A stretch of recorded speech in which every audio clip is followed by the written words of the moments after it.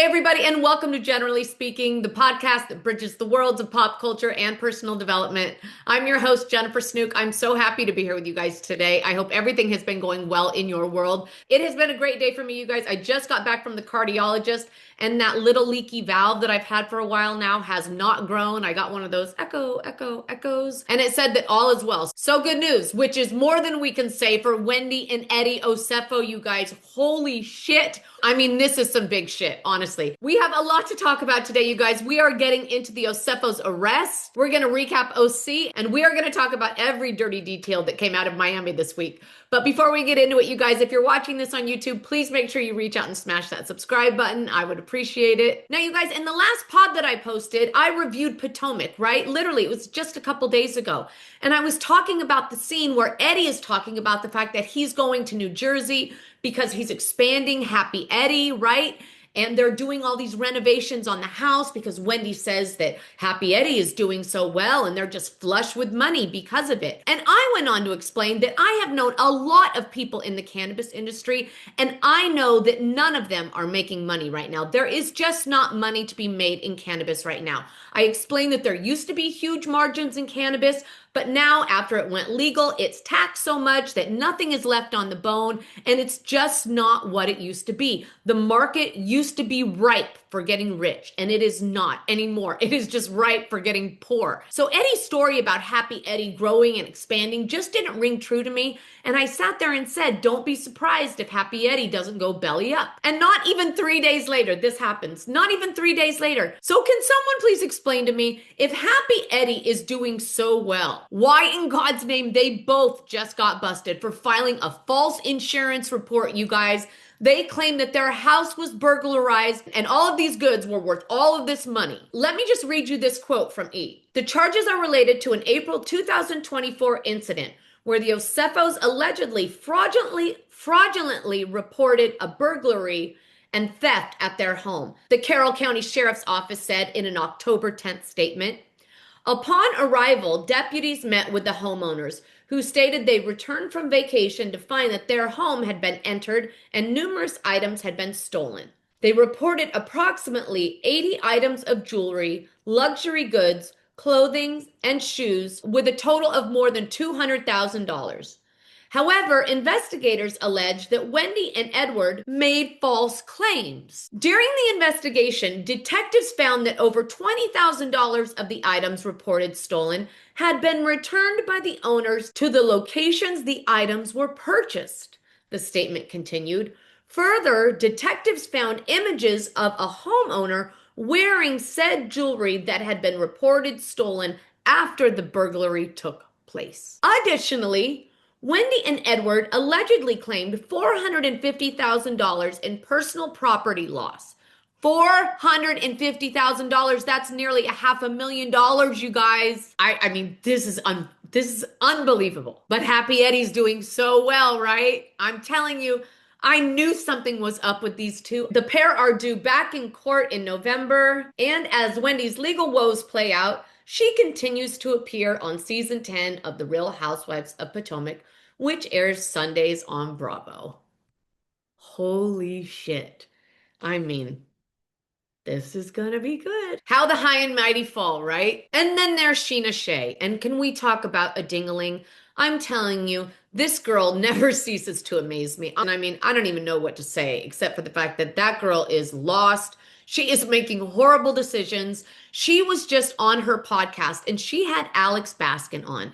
And she went on to get him to confirm that she was indeed offered a part on The Valley with what Alex Baskin called a very compelling deal. But Sheena's doing this weird thing now where she's trying to posture, right? And she's trying to make it out like what she did was noble. And she's trying to explain like why she made this decision. And she says, you know, the truth is, last season, someone made a comment to me and it really stuck with me, you know? She says, you know, it only takes one comment. And I'm thinking, does it really? One comment can change your life? But she goes on to say that there was like some comment that she got on socials where someone said, why does Sheena remind me of the girl that graduated last year but still shows up to all the high school parties? And then Sheena goes, and I thought to myself, am I that person? Because I don't want to be that person. But I would just like to remind you, Sheena, that this isn't a party. This is a job, and one that pays very well. I mean, if you were joining those new kids over on the new Vanderpump Rules, that would be going backwards. But if you're just still with the same group of friends moving forward, I mean, it looks to me like all the people on the valley are moving forward and trying to build beautiful new lives for themselves. And then Sheena says it again. She says, I just don't know how being on the valley looks for me. She says, but having an offer and walking away from it, I mean, that's crazy, right? No one walks away from these deals. I mean, I ask myself daily, am I crazy? And she asks Alex, like, have you experienced cast members walking away from offers like this? Have you had people walk away and decline offers like this? And Alex says very infrequently. And she says, yeah, it was hard for me. And then Sheena says that she thinks that she's going to be like the next Paige DeSorbo. And I would just like to say there is a big difference, because when Paige DeSorbo left Summer House, she already had all kinds of shit lined up. Summer House wasn't all that Paige had going on. And it is just so sad to see Sheena be so influenced by one comment and allow that comment to completely affect her financial freedom. I mean, that girl's got mortgages to pay and they're not cheap. Big mistake, Sheena. Big.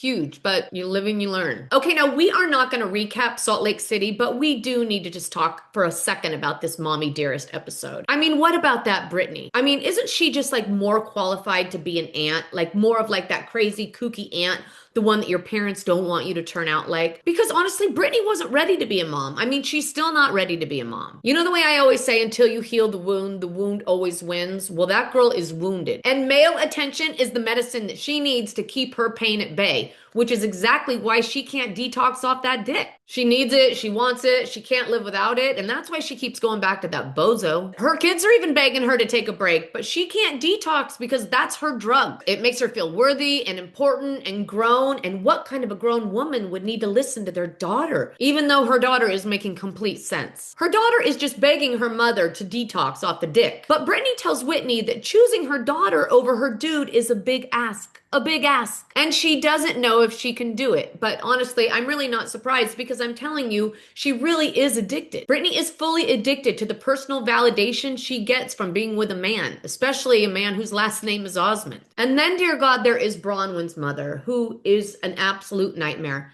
And honestly, I almost feel sorry for her. Can you imagine living with her? I mean, I don't think I could be in the same room with her. Could you imagine sharing a body with her? Because that woman has to live with herself every day. She can't escape herself. And honestly, I think that it was a living hell for Bronwyn growing up with that woman. And I feel bad that Bronwyn had to grow up with that as a mother, but I almost feel more sorry for that woman that she has to live with herself. And it was so funny when Bronwyn said, I'm trying to do things differently. I know that if it's going to happen, I would rather know about it happening. And the mother looks at her and says, well, I've never seen that work. Of course you've never seen that work. She's never seen it, because that's not how she grew up. That's not how she raised her kids. She hung around with Mormon people who raised their kids the same way. So of course she's never seen it work. She's never been exposed to anything other than what she grew up with. So how would she know? Anyway, Bronwyn just needs to understand that short of her mother having a complete awakening and realizing that she's been looking at the world the wrong way, she's never going to get the type of heart-to-heart validation that she's so desperate for. But miracles do happen, and dear God, I know that firsthand. All right, you guys, it's time for reality check, and we are starting off in Orange County. The episode starts out, and the ladies are, shocker, preparing for a big event. This one is Emily's, a big cowboy-themed fundraiser for the Innocence Project, which is a fabulous organization that Emily's been working with for a while now. And there's a sweet guy named Anthony who's going to be the beneficiary of this night. Anthony spent 18 years in prison for a crime he did not commit. And he's come out now and he wants to go to mechanic school to further his life. And so this night is for him. Then Gretchen and Emily meet up to make cowboy hats for this big event. Gretchen asks Emily how the night at cake decorating went. And Emily tells her it was a shit show and that Tamra's really pissed. And Gretchen says, oh boy. Then we cut to Tamra in all black walking to meet Gina. Tamra gets to the table and she says, Gina, I am just so sick of this shit. And Gina says, listen, I know. And last night when you were expressing your feelings, I have to tell you, it really flashed me back. And it reminded me of that time when we were at Vicky's engagement party. And then they flash back to that event. And do you remember when Tamara was in the hedges all upset? She says, I thought about that and I realized that that was the last time that you were going through a really hard year. She says, Gretchen was wildly out of bounds for what she did in LA. She really was. And you're not hallucinating, Tamara. People are doing things to you. But what happens is that they do things to you and then you react and then they're like, well, that's her reaction. And that's what screws you. And Tamara says, but when is enough enough? And Gina says, look, I know that it can feel overwhelming and like everybody's on your back. And she says, and you can feel that way about Shannon and Jen and Gretchen, but you can't feel that way about Emily because Emily loves you. And you definitely can't feel that way about Heather because Heather loves you and she is always defending you. She says, hell, Heather even defends you when you're wrong. She says she's always had your back. And Tamara says, but my friends said that they couldn't trust me. And that hurt. And then back at hat making, Gretchen says to Emily, well, you know, Tamara, every time anyone says anything to her, she just goes running. And Emily says, well, actually, I think she left the room at least 5 times last night. Then Gretchen to Tamara says that Tamara is the ultimate narcissist. She says she literally throws the bomb and then gaslights her victims into believing that they were wrong. Then Heather walks up and she joins Tamara and Gina kind of catches her up and says, you know, Tamara's feeling ganged up on. And Heather says, oh, I can totally understand that. And she looks at Tamara and says, Tamara, you are my friend and I love you. And Tamara counters her right back and says, first of all, you've admitted that you're afraid of me and you've admitted that I can't be trusted. And then she says, and the fact that you both did that in front of Gretchen, who gloms onto any negative thing about me, just makes it even worse. And then she says, you know, I appreciate you guys apologizing, but it's just gonna take me some time to work through. And honestly, I kind of get that because if your friends don't trust you, are they really your friends? Because I don't really think so. Then back at the hat shop, Emily tells Gretchen that Tamara plans on meeting up with Katie. And she goes on to tell her that apparently it has something to do with you. Emily says, so I guess now Katie has all this credibility. And Gretchen says, well, the thing about Tamara is that all of a sudden she's going to believe Katie because it fits her narrative now. Emily says, and I told her that if she meets with her, then we're going to have big problems. And Gretchen goes, well, you know, that's because you're a shit stirrer.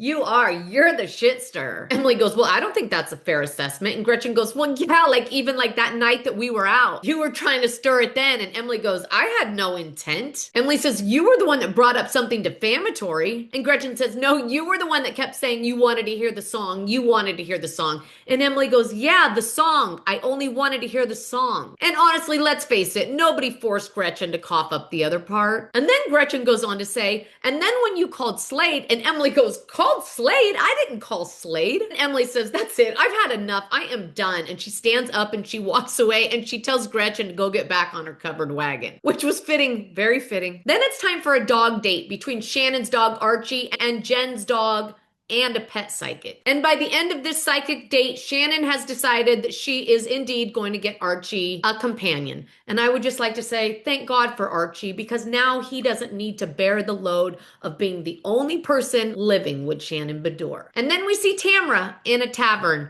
The door swings open and then we see Katie Janella for the first time in a long time. They greet each other, Katie sits down, and then she just starts with, you know, as I've taken a step back from this situation, it's just really made me sad.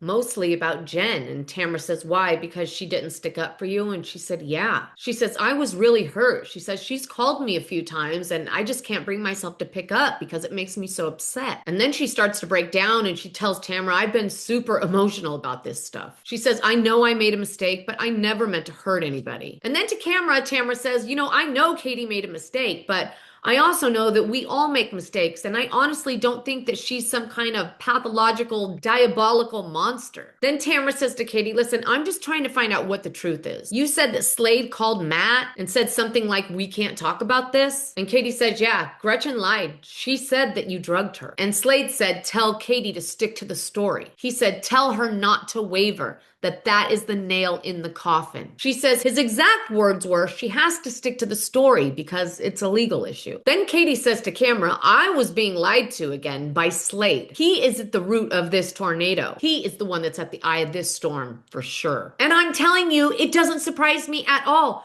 because Slade has had the biggest axe to grind with Tamara for forever. And it's very obvious that he's never let it go. He's just sat there and festered on it, gotten more and more resentful because of it. And as soon as Bravo opened that door for Gretchen to come back in, Slade was like, let me at it. I promise you, he pushed her aside so he could get through first, just so that he could get back at Tamara. And Tamara says, so he was trying to shut you down. And she says, yes. Katie says, I was trying to cover my friend, but she was actually using me to cover her lies. Tamara says, that's how it goes. He does all the dirty work. He does all the talking, and she just sits back. Tamara says, everything that they claim that I do to them, they actually do to me. And Katie says, yeah, I can see that now. Tamara says, I really thought that Gretchen and I had made up. But the lies that they make up are just nonstop, and I'm tired of it. And then it's a beautiful day in the neighborhood. And by neighborhood, I mean my work neighborhood. Heather is having an event at Junior's Cookies, you guys, and this is the event I told you about when it happened. It took place at Junior's Cookies, which is right underneath 901 Salon, the hottest salon in Hollywood, where I am lucky enough to work and where they call me Salon Mom. Our stylists are honestly the very best in the biz. They do everybody's hair, and it is not uncommon to see a housewife in our hallways. And our fabulous Flo, who is one of our senior stylists, does the entire Dubrow family. They are all very close. And that event was shot in April because on Monday, April 14th, we all got a text from Flo that said, hi, I'm co-hosting a little event tomorrow at Junior's. It's a collab with the Trevor Project, an incredible organization that provides crisis support for LGBTQ youth. We're shining a light on the amazing call center workers who are truly changing lives. Come celebrate, show your support, and enjoy some delicious cookies, some light bites, and refreshments. The cookie stand will be open, and this will be filmed for the Real Housewives of Orange County. But we got that text on a Monday, and Flo said that it was the next day, which is a Tuesday, and I don't work on Tuesdays, so I just figured I wouldn't make it. But then Tuesday morning came and I got a call that Rihanna wanted to cut my hair that day. So of course, even though I wasn't working, I ended up flying down to the salon to get my hair done. And while I was waiting to start my hair, I was sitting in a chair in the window and I looked over my shoulder and I saw the beginning of production all setting up and getting ready. So even though I wasn't there, I was kind of there, and I actually took a couple shots. So check my community page, you guys, and you'll see a couple pictures of that day. And I also snapped a shot of my sweet Flo, who you see in that crowd right over Tamara's shoulders. He's the gorgeous, sexy beast in the camouflage ball cap. You can't miss him, and you don't want to, trust me. When we were at work just this past Monday, he came up to me and he goes, you're never gonna believe this. I have to miss the reunion. It's filming tomorrow, and I'm leaving tonight for a wedding in Hawaii for a family member, and I can't miss it. He says, but I'm so sad to miss the reunion. He was so bummed about it. But then he opened up his phone, you guys. He pulled out his DMs. He threw his phone right in front of me. He goes, check that out. And I looked at it, and I said, you gotta be kidding. And there's another housewife that's hitting him up, a certain snowflake. But I can't talk about it yet. Hi, Albie. Hi. Want to say hi to everybody? Hi. Oh, hi. That was the cutest. Look at Albie, you guys. Special appearance by the sweetest guy. Hi. You gonna go pick up your dad in a little bit and be so excited about it? Yeah. Hi. Oh, what a lover, huh? For those of you who are listening and can't see this right now, I'm getting a visit from my cute and cuddly Albie. Oh, and a big yawn. Okay, hey, I'm busy. This isn't bring your dog to work day, okay?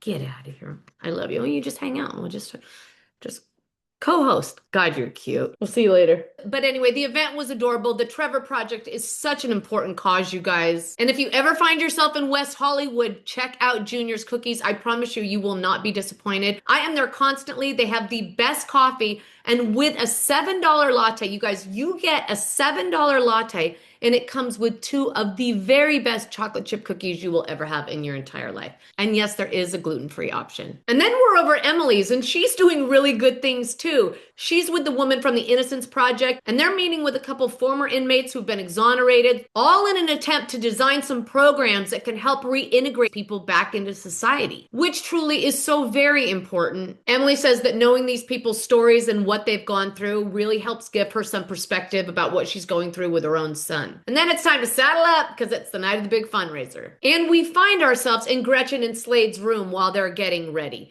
And Gretchen is wondering out loud if Eddie is going to be there. And Slade pipes up and says, you know, the problem is, and I'm speaking on behalf of all the guys, and I'm thinking, what guys, you and Ryan? He says, the problem is we don't respect Eddie. And honestly, I laugh so hard. Hey, Slade, here's the thing. Nobody cares who you respect because nobody respects your opinion. No one. Then it's time for the big party and everybody shows up, including Elizabeth Vargas, that housewife from a few years ago who felt like she didn't fit then and she felt like she still didn't fit. Emily says to Jen, well, guess what? Tamara ended up meeting with Katie and I'm really frustrated about it. And then instantly Jen turns to Tamara and says, I heard you met with Katie. Tamara says, yeah. And Jen said, well, how'd that go? And Tamara says, I think it went well. Jen says, so you feel like you got what you needed from her? And Tamara says, yeah, I do. She says, she told me a few things about Slade, but honestly, I don't really feel comfortable telling you because I know that you're friends with Gretchen and I know you don't understand what she's been doing to me for the last 12 years. And then that new producer with the funny voice, did you guys hear him? I want to know if anybody else clocked that new producer's voice. I mean, it is very distinct. Anyway, he asked her why she thinks that she's able to trust Katie now. And Tamara says, well, as the time went on, I realized that Jen and Gretchen set her up. And now that they're not friends with her anymore, Katie's ready to tell me the truth. Then Gretchen walks over to Emily and Emily says, I have something to tell you. Tamara did end up meeting with Katie. And Gretchen goes, oh, really? So she went from, oh, that girl is dead to me, to now I'm going to be friends with her because now she's going to give me intel on Gretchen. And yes, Gretchen, yes, that is exactly why. Shannon goes, oh my God, she is so obsessed with you, Gretchen. And Gretchen goes, yeah, isn't she? I've been saying that forever. Then Emily takes the mic. She thanks everyone for coming. And then she passes the mic and gives it to Anthony, the sweet guy that this fundraiser is for. He gives a little speech and then it was time for drinking and donating and line dancing. And then when that fun was over, Jen walked over to Slade and Gretchen and told them that she had a talk with Tamara earlier. And she says, yeah, she said that she met with Katie and that Katie told her some things about you, Slade. And then in the next breath, Gretchen says, well, I'm going to go find out what info she got on us with Slade. And Shannon goes, oh no, I wouldn't do that. Maybe you should probably just go by yourself. And Gretchen says, no, it's about Slade, so he's going to come. And just as Tamara is telling Emily that she doesn't want to have any confrontations with Slade, Slade and Gretchen appear right in front of her face and say, so we heard you talk to Katie. And Tamara goes, I'm not doing this. That's it. I'm not doing this. I'm leaving. And Tamara turns to leave and she says, that's it. I'm out. Tamara looks at Eddie and says, come on, we're out of here. And Gretchen goes, ha ha ha, look at her run. Tamara and Eddie are walking towards the door and she goes, run, bitch, run. Run for your lives. Run for your life, bitch. And Tamara goes, she's trash. And I don't talk to trash. I throw it away. Emily tells Gretchen that she doesn't think that Tamara was in any state to talk. Then to camera, Gretchen says, sorry, I'm not going to back down. She says, typically people that run are hiding from the truth. And it proves that she's talking shit about stuff that she doesn't even know about. She says if she had information about Slade, she should have said it. While Tamara and Eddie are still outside, Emily runs out there and says, I'm so sorry. That was so aggressive. She shouldn't have done that. And Emily says, and I do not understand why Slade always has to be involved. Emily says goodbye to Tamara and Eddie, and when she walks back inside, she walks up to Gretchen and says, you know what? You were out of line, and that was aggressive. And Gretchen says, no, it wasn't. And Emily says, yes, it was. It made me uncomfortable. And then Gretchen screams, it was about Slade. And Emily screams back, it was aggressive. And then for the millionth time in housewife history, what started as a beautiful fundraiser ends in a huge screaming match. But in the end, Emily says, all in all, it was a great night. We raised a lot of money. And they really did. For Anthony's new future, they raised $41,595. And then a disillusioned Gretchen says to Slade, Emily says we were aggressive. And Slade says, I'm happy to stay out of it. Just don't talk about us. I thought it was a really good episode. And then I watched Miami. And holy hell, you guys. Miami. Hotsy totsy. Here we go. Part 2 of the reunion opens up right after the big bomb is dropped. Right after Julia says, but what you don't know, Andy, that Adriana does, is that in the Hamptons, and honestly, before she can even finish her sentence, the camera cuts to Adriana. And did you see the absolute panic in her face? I mean, it was palpable. She could not believe that the words were about to come out of Julia's mouth. I mean, did you see it? Honestly, her face confirmed all of it. Before the words were even spoken, I knew that it was true just by Adriana's face. Even before Julia finished the sentence with, Adriana and I slept together. And then Adriana just busted out laughing, but not everybody else. No. Everybody else was aghast. Andy's jaw fully dropped. Poor Stephanie, I think she turned herself inside out. Everyone is shocked. And Andy goes, hold on. You're saying that you two slept together on the cast trip in the Hamptons? And Julia says, yes, 4 years ago. And then they flash back to that trip where they were so touchy and so flirty and honestly couldn't have been closer unless they were sleeping together, which apparently they did. And Kiki asked if it happened after the friend engagement, and Julia says no, that it happened before the friend engagement. So these two got friend engaged after they got down. Lisa grabs her head and begs for someone to make it make sense. Julia says, I was ashamed and embarrassed, and I still am. And you should have seen Adriana's face then. Gave it all away. She's like, what do you mean you were embarrassed? Adriana got offended. Her face gave it away again. Julia tells everyone that Martina already knows, and then they ask them, why are you bringing it up? And she says, because I have been psychologically tortured by Adriana for the last 4 years. Adriana and Gertie call bullshit on it, but then Andy shushes them and says, quiet, I want to hear what Julia has to say.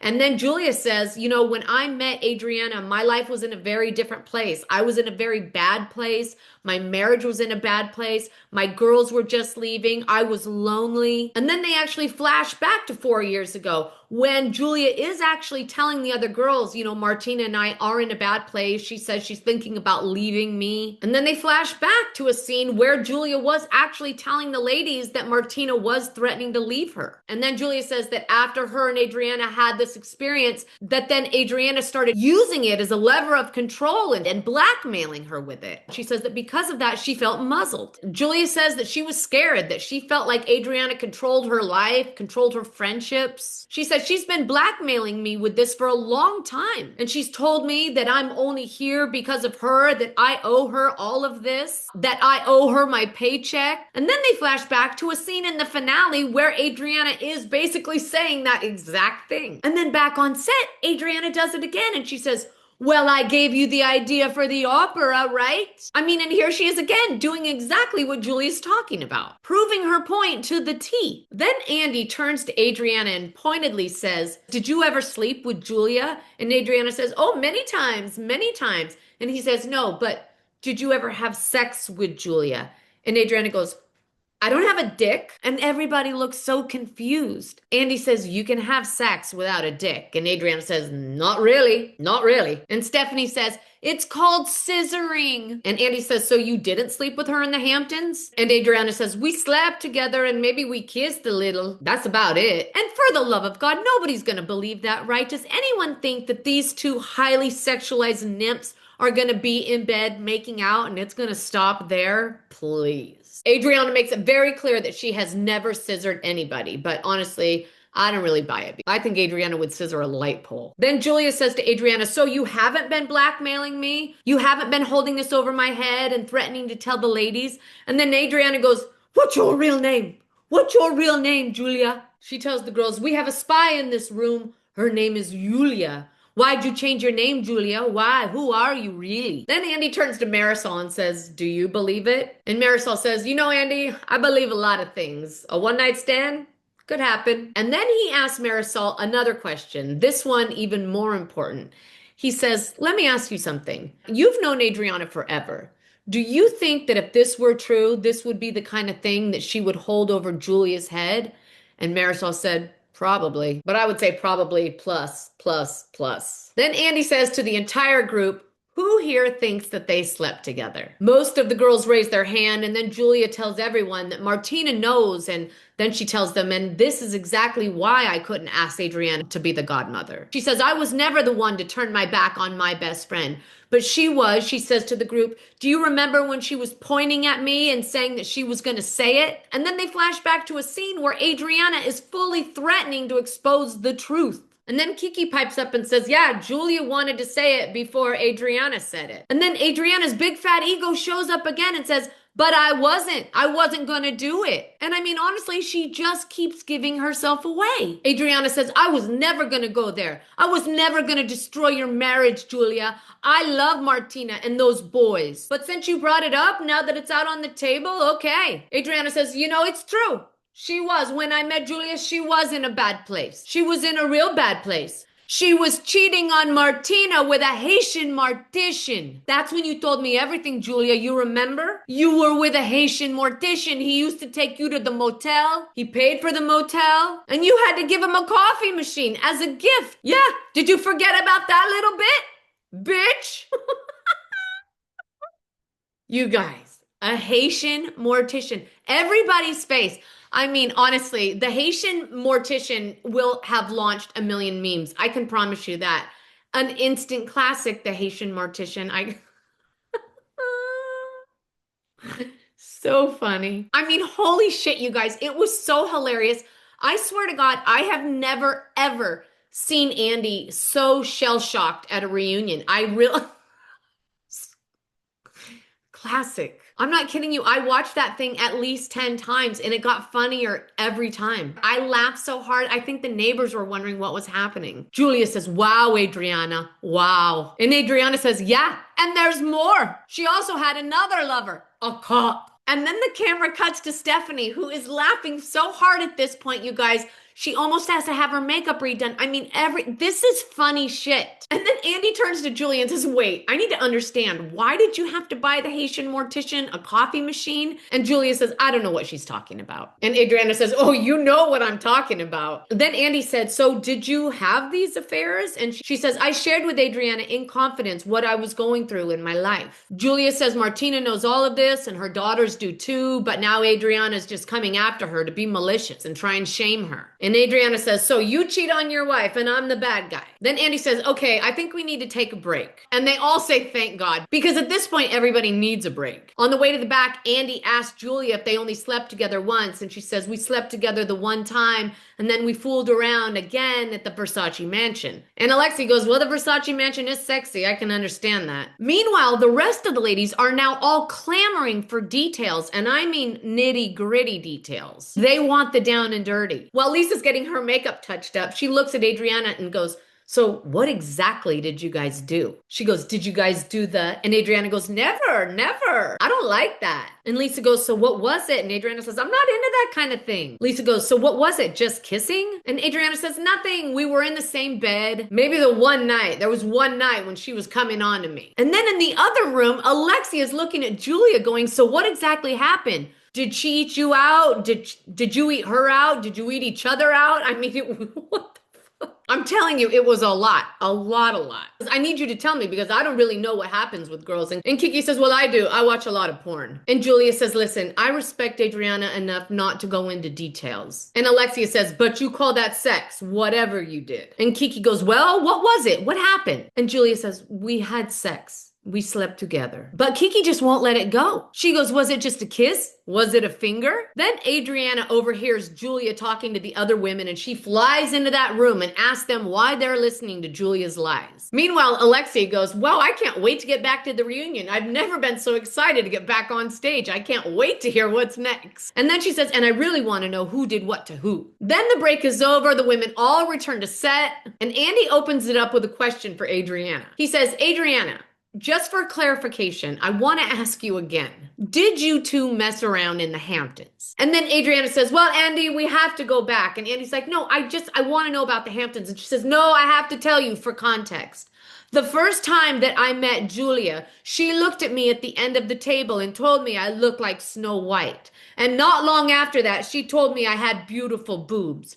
And then we went to the bathroom together so I could show her my boobs, which she said were beautiful, right? And then she showed me her butt. And Lisa goes, well, this is kind of hot. And Adriana says, so you see, there's a pattern. She had a crush on me at the beginning. She was in seducing mode with me from the start. And Andy says, so you did mess around in the Hamptons or you did not? And Adriana says, well, she petted me. And everybody goes, petted? And Adriana goes, petted. Pet the puss. Pet the puss. I'm telling you, it was so much. Lisa goes, in the hole? And Adriana goes, no, this is a lot. Then Adriana decides that she's going to clarify. And she says, the thing was just heavy petting. No scissoring, none of that. She says, I don't even know what Julia's private parts look like. So did I have this big lesbian affair that everyone's accusing me of? No. Then Andy turns to Julia and asks her what her actual motivation was for sharing this story today. And Julia says, well, because I felt scared and I felt muzzled. And then she drops another bomb and says that shortly after what happened in the Hamptons happened, she says that Adriana asked her if she would leave Martina for her. And then topped it off with, and think about what an incredible storyline that would be. And Julia says that after that, it left me completely questioning our entire friendship. And then Adriana stands up and says she's full of it because when we were in Spain after a night of drinking, she asked me to stop by her hotel room. And when I did, she came at me and pinned me against the wall and said, spend the night with me tonight. And I just said, no, it's late and I got to get out of here. And I left. But she wanted to fuck me, Andy. She wanted to fuck me even in Spain. And Andy says, you know what's really funny is that when I talked to Adriana at the beginning of this reunion, she was really hopeful that the two of you would be able to find some type of reconciliation. And Julia says, listen, Andy, just because I brought this up today doesn't mean that I hate Adriana. She says, I was crying earlier because I really miss our friendship. And Adriana says, oh, do you, Julia? Do you? Do you miss me? Or do you miss my sweet little pussy? And I'm telling you guys, everybody went full cringe. Full freaking cringe. And Julia says, you know, Adriana, I would like to know, were we ever friends? Did you ever really like me? Was that genuine or was that a storyline too? And Adriana says, excuse me, Julia. I gave you my heart. And then they flash back to all these super powerful moments between the two. And Julia says back just as strong, I gave you my heart too. And then Adriana stands up and says, I actually have a gift for you. And she walks over to Julia and no one knows what's in this box. She opens it up and there is a broken heart. And Adriana says, you literally broke my heart. Because after that fight, I didn't sleep for 2 nights. I didn't eat for 2 days. Because I loved you, Julia. I loved you with all of my heart. But you broke it and now you can keep it. And truthfully to me, the big takeaway was that Adriana was genuinely, fully, balls to the wall in love with Julia. And I think that Julia may have truthfully been in love with Adriana too. I mean, I could be wrong. I don't know what it is, but whatever it was very powerful for both of them. I don't know if it was romantic love or if it was even bigger than that or if it was both, but it was something. It was definitely something. Then the focus finally shifts. It turns to Kiki and we dive into her relationship with her dad and all that stuff that she went through with her family. Kiki says that she's realized that she does indeed have daddy issues, so she's taken some time away from relationships and she's actually gone celibate. So no sex for Kiki, which Lisa cannot understand. She says, don't you miss the D? And Kiki says no, but Marisol has recently introduced her to somebody. But in the meantime, she's trying to convince her dad not to have any more kids because her dad wants to have more kids and her dad wants her to take care of them. Go figure. Then they dive into the topic of sex, and Stephanie swears that these women talk about sex more than all the construction workers that she works with. Andy decides to ask them all how many have been in a threesome, and Julie is the only one to raise her hand. Then Andy gets into the power dynamic that went on between Stephanie and Alexia this year. They flash back to a bunch of different scenes of the two of them going toe-to-toe, and Stephanie doing her Alexia! Andy asked Larsa if she expected there to be tension between the two, and she said, no, I really didn't. I thought we'd all be great friends. And then Stephanie says, you know, when I came into this group, I really approached Alexia with the best of intentions. I was really just trying to say that I thought she was awesome and her husband sucked, but I just said it the wrong way. Then Andy says to Alexia, do you understand why she said what she said now? And Alexia says, no, I still really don't. And then Andy says to Alexia, Adriana thinks that you're threatened by Stephanie's youth and wealth. And Alexia says, that's what she always says. We all rallied around Stephanie. We all wanted her to be there. She said she was really reluctant to join the group. And mostly, to be honest, she was reluctant about Adriana. And Stephanie pipes up and says, but the truth is, I was only reluctant about Adriana because of everything that you guys told me about Adriana. But the truth is, she's turned out to be the best one. Then Andy asks all the women if it's true that Alexia talks down to women, and they all said yes. Adriana says she does it all the time. And Alexia says, I actually talk down to men. And everybody together says, well, we've never seen it. Andy grills Stephanie about dangling her plane. And she says, I wasn't never dangling my plane. She says it was just like show and tell. I was sharing it with them. And I was showing it to them. And I was telling them about it. I wasn't trying to dangle anything. Then Andy brings up Todd's social media post and the fact that it was aimed at Stephanie. And Stephanie says, honestly, I don't really care. I still feel the same way about Todd. I think he's cheesy. And honestly, I couldn't agree more. Andy asks Stephanie what she's learned about Alexia since they first met. And she says, I've learned that she's really kind. And then she says, and I've learned that I need to speak differently with her because she's more sensitive than I am. And then she looks at Alexia and says, you're more sensitive than I am. And that's not a bad thing. Andy says, same question to you, Alexia. What have you learned about Stephanie? And she says, I've learned that she's a really good friend. And once she's your friend, she's really your friend. Andy asks if they've been hanging out since they wrapped, and they said no, but they talk. And Stephanie says, and I called her when I knew that our scenes were coming up because I didn't want it to re-injure our friendship. Then Andy brings up the whole Lisa following Marcus issue, and he asks Lisa what she meant when she says that the whole world knows who Larsa really is. And Lisa says, well, the general consensus, like even if you ask ChatGPT, is that there's a lot of people who have certain ideas about Larsa. And Larsa says, I was married at 22 to a superstar. I bought my own house. I don't expect people to pay my rent. And Lisa says, you bought your own house with the money you got from your ex-husband. Andy asks Lisa why Jody wanted to stay friends with Marcus. And Lisa says, I don't know. And then Larsa gets upset and says, I was going through the hardest time in my life. My kids were upset and I expected Lisa to answer the phone. I expected you to answer the phone, Lisa, to just pick it up and say, I hate him too. And then Andy says, Lisa, we got a lot of comments about Larsa's comment to you when you guys were in the car in Paris. And then they flash back to that scene in the car where Lisa's talking about how sick her dad is, and Larsa looks at her and says,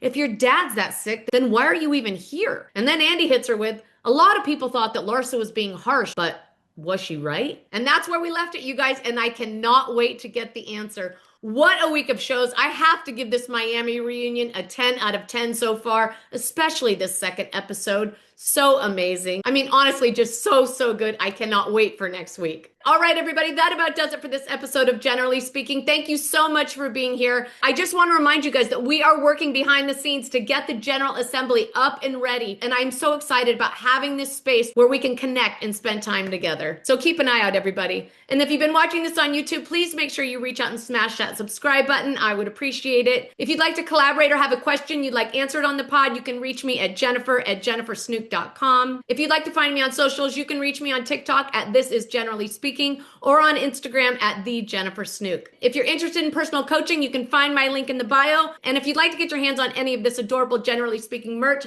I will leave the link down below. All right, everybody, I have loved spending this time with you. Thank you so much for being here. And until we're together again, everybody, stay rooted in love. We'll see you next time.